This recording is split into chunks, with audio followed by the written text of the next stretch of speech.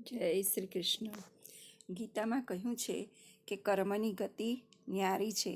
પાપ ધોવા માટે લોકો ગંગાજીમાં સ્નાન કરવા જાય છે. લોકો ગંગાજીમાં ડૂબકી મારે છે, વારંવાર સ્નાન કરે છે. આ સ્નાન કરવાથી કે ડૂબકી મારવાથી પાપ મટી જતા નથી, ફક્ત પાપ ભોગવવાની શક્તિ મળે છે. જો એવું જ હોત તો ગંગાજીનો પુત્ર ભીષ્મ પિતામહ, જેમણે બાણસૈયા પર સૂવું ન પડત, કારણ કે એ ખુદ ગંગાજીના પુત્ર હતા. પણ એવું નથી. કર્મ તો દરેકને ભોગવવું જ પડે છે. 7 જન્મના કર્મો પણ આ જન્મમાં ભોગવવા પડે છે, જેનું ઉદાહરણ છે ભીષ્મ પિતામહ, જેનું કારણ હતું 7 જન્મમાં તેમને સાપ આડો આવતા સાપને પકડીને બાજુ પર નાખી દીધો હતો, જે જઈને પડ્યો હતો કાંટાળી વાડ પર. કાંટા ઘૂસી જતા તેનું તડપી તડપીને મોત થયું હતું, જે કર્મ તેમને બાણની સૈયા પર સૂવા માટે મજબૂર કર્યા.